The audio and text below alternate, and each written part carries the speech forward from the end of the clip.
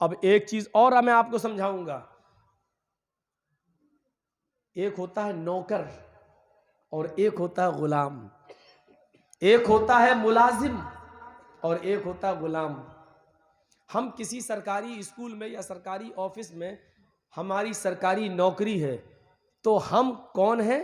Servant. हम कौन है? नौकर। लेकिन गुलाम नहीं है। अल्लाह ने हमें अपना नौकर नहीं कहा है, अल्लाह ने हमें अपना गुलाम कहा है। हम अल्लाह के नौकर नहीं है। नौकर क्या होता है? नौकरी की एक लिमिट होती है। मसलन स्कूल में हम मुलाजिम है या मदरसे में हम पढ़ा रहे हैं, हमारी ड्यूटी है 8 से 12, तो 8 से 12 तक हम आपके मुकल्लफ हैं, हम पढ़ाएंगे बच्चों को। और आपने हमें बच्चों को पढ़ाने के लिए रखा है। अगर आप हमसे पानी मंगाएंगे हम ला के नहीं देंगे, आप हमसे घंटा बजवाएंगे हम नहीं बजाएंगे, क्योंकि हमने जो नौकरी आपकी की है वो पढ़ाने की है, चपरासी की नहीं की है। और जिसने चपरासी की नौकरी की वो पढ़ाएगा नहीं, वो घंटी बजाएगा, पानी लाएगा, आपकी सेवा करेगा। और जैसी 12 बजे छुट्टी हुई हम आज़ाद हो गए। अब आप हमसे 12 के बाद 1 बजे 2 बजे हमसे काम नहीं ले सकते हो, क्योंकि उसकी तनख्वाह आप हमें नहीं दे रहे हैं। आप 8 से 12 तक हमसे काम ले सकते हो। जो आपके सिस्टम है, जो आपके रूल है, इसको क्या कहते हैं? नौकरी करना। नौकरी का पीरियड होता है 8 से 12, 9 से 5, 10 से 6। हमने इतनी देर की, उसके बाद हम फ्री। लेकिन गुलाम का कोई टाइम टेबल नहीं होता है। अरब के अंदर लोगों को खरीदा जाता था, बच्चों को खरीदा जाता था, मर्दों को और औरतों को खरीदा जाता था। जिन लोगों को, मर्दों को खरीदा जाता था उनको कहा जाता था गुलाम, और जिन लड़कियों को खरीदा जाता था उनको कहा जाता था लौंडी। जब हमने पैसे देकर खरीद लिया है, रकम देकर खरीद लिया है, तो तुम मेरे नौकर नहीं हो, मेरे गुलाम हो। हम दिन में भी तुमसे काम करा सकते हैं, और रात में भी अगर हमें किसी काम की जरूरत पड़ेगी तो रात में हम उठाएंगे और तुमसे काम करवाएंगे, क्योंकि तुम मेरे नौकर नहीं हो, मेरे गुलाम हो। तो नौकरी और गुलामी में फर्क समझा? हम अल्लाह के कौन है? गुलाम। अल्लाह ने नौकर नहीं कहा है। वो सुबह फजर की नमाज में उठने को कहेगा तो हमें उठना पड़ेगा, क्योंकि हम उसके गुलाम हैं। वो आधी रात में एलाए कलिमतुल्लाह के लिए अगर हमें लड़ने की जरूरत पड़ जाए और उसका हुक्म हो कि निकलो मेरी राह में और जिहाद करो, तो हमें आधी रात में भी निकलना पड़ेगा, क्योंकि हम उसके गुलाम हैं। यहां से एक दूसरा नुक्ता मैं बता रहा हूं कि जो लोग फजर में सोते रहते हैं, इशा में सोते रहते हैं, रात में कभी उठकर अल्लाह की इबादत नहीं कर रहे हैं, तो इसका मतलब यह है कि वो अल्लाह रब्बुल आलमीन को अपना मालिक और अपने आप को अल्लाह का गुलाम नहीं समझ रहे हैं।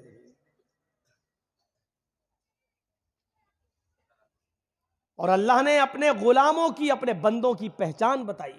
वइबादुर रहमानिल्लज़ीना यमशूना अलल अर्ज़ि हौना व इज़ा खातबहुमुल जाहिलूना क़ालू सलामा वल्लज़ीना यबीतूना लिरब्बिहिम सुज्जदन व क़ियामा वल्लज़ीना यक़ूलूना रब्बना अस्रिफ़ अन्ना अज़ाब जहन्नम इन्ना अज़ाबहा काना गरामा इन्नहा साअत मुस्तक़र्रन व मुक़ामा।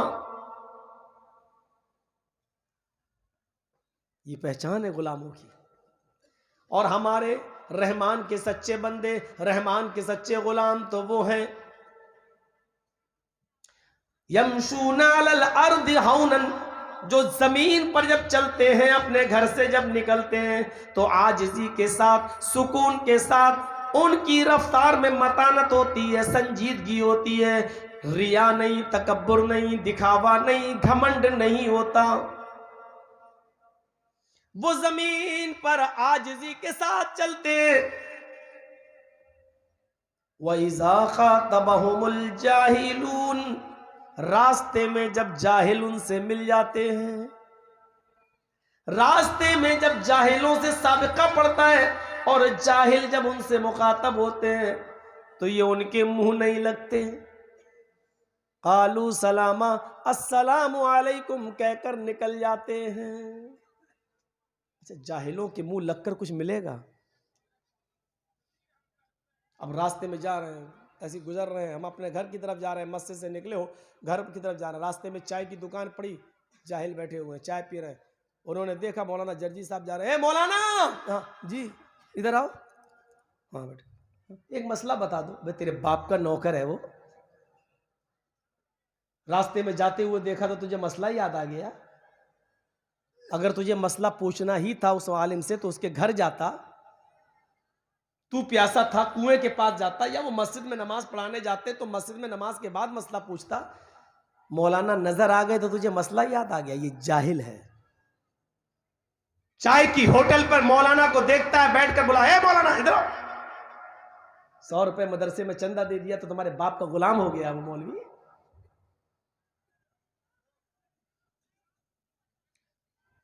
जाहिलों से मुंह, इसीलिए कहा उनके मुंह लगना ही नहीं है। बहस करोगे तुम हार जाओगे। मौलवी जर्जी साहब हार जाओगे तुम। जाहिलों से कोई जीत नहीं पाता है।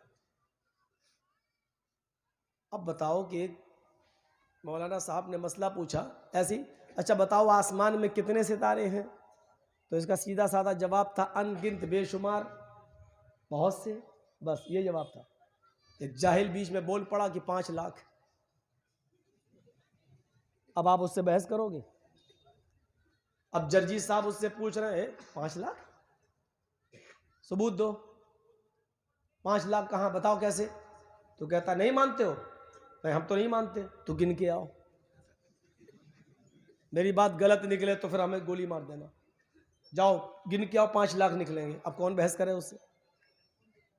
अब इसका क्या जवाब है? ये होते हैं जाहिलों की बकवास। तो अल्लाह ताला ने कहा कि बकवास करो ही मत। वइज़ा खातबहुमुल जाहिलून, जब जाहिल तुमसे मुखातब होने लगे सड़कों पर, रोड पर या कहीं भी, तो अच्छा मुझे काम है, अस्सलाम वालेकुम वरहमतुल्लाह, अस्सलाम कहो और आगे बढ़ जाओ। दुआ सलाम में कमी मत करो, वरना ये कहेगा ये मौलवी कैसा सलाम तक नहीं कर रहा है, कितना बड़ा मौलवी बना फिरता, सलाम का जवाब भी नहीं दे रहा। इसलिए कहा कि सलाम कहो, गुजर जाओ। कालू सलामा, और क्या कहा? ये मेरे नेक बंदे हैं, ये मेरे सच्चे बंदे हैं, ये मेरे सच्चे गुलाम हैं। वल्लज़ीना यबीतूना लिरब्बिहिम सुज्जदन व क़यामा, गुलामी की दूसरी मिसाल। मेरी गुलामी का हक उसी वक्त अदा होगा, तुम्हें मैं अपना गुलाम उसी वक्त मानूंगा जब तुम्हारी रातें मेरे नेक बंदों की, मेरे सच्चे गुलामों की रातें लंबे लंबे कयाम और लंबे लंबे सजदों में गुजरती हैं। वल्लज़ीना यबीतूना लिरब्बिहिम सुज्जदन व क़यामा, जिनकी रातें सजदे और कयाम में गुजरती हैं। बात है यबीतो के माना रात गुजारना। वल्लज़ीना यबीतूना लिरब्बिहिम, जो अपने रब के लिए रात गुजारते हैं इस हाल में कि वो सजदे में होते और कयाम में होते हैं, उनकी रातें सजदे और कयाम में गुजरती हैं। जो अल्लाह के नेक बंदे हैं, मुसलमान हैं, वो गुलाम उसी वक्त कहलाएंगे जब उनकी रातें सजदों में और कयाम में, तहज्जुद में, इशा की नमाज में गुजरेंगी, फजर में वो उठेंगे, तहज्जुद की नमाज के पाबंद होंगे, अल्लाह के लिए वो लंबे लंबे कयाम और लंबी लंबी रातें जागेंगे और वो कयाम करेंगे, इबादत करेंगे, लंबी लंबी दुआएं मांगेंगे। दुआ मांगने को किसी ने मना नहीं किया है। दुआ मांगने का सही तरीका यही है कि रात की तारीकी में उठिए, वुजू बनाइए, 2 रकात नफिल नमाज पढ़िए और अपने हाथों को उठाकर मांगिए जितना मांगना हो, जो मांगना हो, जो प्रॉब्लम्स है तुम्हें, जितनी लंबी दुआ मांगना है, जितना रोना है रोइए, गिड़गिड़ाइए। ये है दुआ मांगने का तरीका। ये कोई दुआ है आजकल? इमाम साहब ने कहा सलाम वालेकुम रहमतुल्लाह, सलाम वालेकुम रहमतुल्लाह, सुभानअल्लाह अल्हम्दुलिल्लाह आमीन, अल्हम्दुलिल्लाह रब्बिल आलमीन, ला इलाहा इल्लल्लाह मुहम्मद रसूलुल्लाह, ला इलाहा इल्लल्लाह मुहम्मद, हो गई दुआ। और जिस मौलाना ने ऐसा नहीं किया, मस्जिद का मुतवल्ली सेक्रेटरी कहता भाग, दुआ नहीं मांगेगा, तुझे मस्जिद से निकाला जा रहा है। ये दुआ का मजाक है यार। हमारी बेटी जवान है, हमें अच्छा लड़का चाहिए, उसके लिए दुआ मांग रहे, अल्लाह मेरी बेटी के लिए निकाह की आसानी पैदा फरमा दे, अल्लाह दीनदार लड़का था फरमा दे। लेकिन इमाम साहब तो दूसरी दुआ मांग रहे हैं। इमाम साहब कह रहे हैं अल्लाह मेरी बीवी घर छोड़ के भाग गई, मुझे दूसरी नेक बीवी दिलवा दे, और आप कह रहे हैं आमीन। इमाम साहब कह रहे हैं अल्लाह मस्जिद के मुतवल्ली को अच्छी तौफीक दे, आप कह रहे हैं आमीन। इमाम साहब कह रहे हैं अल्लाह मेरी बेटी की शादी करवा दे, मेरी बेटी के लिए रिश्ता, आप कह रहे हैं आमीन। फायदा तो सारा मौलवी को हो रहा है, तुम्हें क्या हो रहा है भाई? वो इमाम साहब अपनी दुआ कर रहे हैं और आप आमीन आमीन कह रहे हैं, फायदा तो उसका, तुमने अपने लिए क्या मांगा उस मौलवी के पीछे? तुम तो आमीन आमीन कह रहे हो, दुआ तो सब वो मांग रहा है, आप पीछे आमीन आमीन कह रहे हो। आपकी अपनी दुआएं कहां गई? आपके भाई को कैंसर हो चुका है, आपका भाई सिलीगुड़ी में इलाज करा रहा है, आपका भाई बॉम्बे टाटा मेमोरियल हॉस्पिटल में एडमिट है, आप उसके लिए दुआ करना चाहते हैं, मौलवी कर ही नहीं रहा है, आप कह रहे हैं आमीन आमीन आमीन। फायदा तो मौलवी का, आपका क्या हो रहा है? दुआ तो वो होती है जो तन्हाई में और अकेले में अपने आप को फकीर बनाकर दाता के सामने, देने वाले के सामने गिड़गिड़ा गिड़गिड़ा कर मांगी जाए, और ये तसव्वुर किया जाए कि हमसे बड़ा फकीर कोई नहीं है और उससे बड़ा दानी कोई नहीं है, उससे बड़ा देने वाला, उससे बड़ा हिबा करने वाला, उससे बड़ा नवाजने वाला कोई नहीं है। ये अकीदा होना चाहिए और उसके बाद दुआ करना चाहिए। दुआएं तो ऐसी मांगी गई कि हम सोच नहीं सकते। खौला बिनते सालबा है, जिसके शौहर ने जिनसे जिहार कर लिया और अपने ऊपर उनको अपनी मां की तरह हराम कर लिया, अंते अलैया कज़हरे उम्मी, आज के बाद तू मुझ पर मेरी मां की पीठ की तरह हो चुकी है, हराम है, आज के बाद मैं तुझे हाथ नहीं लगाऊंगा। जब कोई शख्स अपनी बीवी को ये जुमले बोल दे कि भाग चल हट, आज के बाद मैं तुझे छूऊंगा नहीं, क्या समझती है तू? हेमा मालिनी है क्या? क्या समझती है तू अपने आप को? चल भाग, आज के बाद तू मुझ पर हराम है, भाग। अगर ये जुमले बोल दे तो फिर उसको अपनी बीवी बनाने के लिए बहुत पापड़ बेलना पड़ेंगे।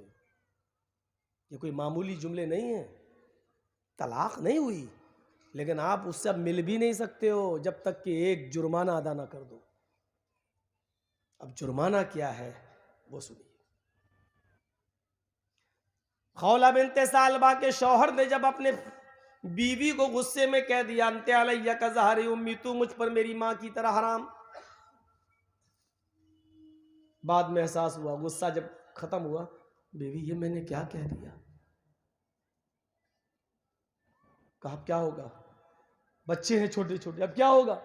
कि जाओ अल्लाह के रसूल के पास, कोई रास्ता निकालेंगे। अल्लाह के नबी के पास भी कोई रास्ता नहीं है। वो लड़ रही है, झगड़ रही है, बहस कर रही है, भाई अल्लाह के रसूल, मेरे हस्बैंड ने, मेरे शौहर ने तलाक थोड़ी दी है, मुझे जिहार किया है, कोई रास्ता निकालिए। अल्लाह के नबी कहते नहीं, अब वो तुम्हें छू नहीं सकते, तुम उनके लिए हराम हो चुकी हो, दूर रहो। कहा अल्लाह के नबी, मेरे बच्चों का क्या होगा?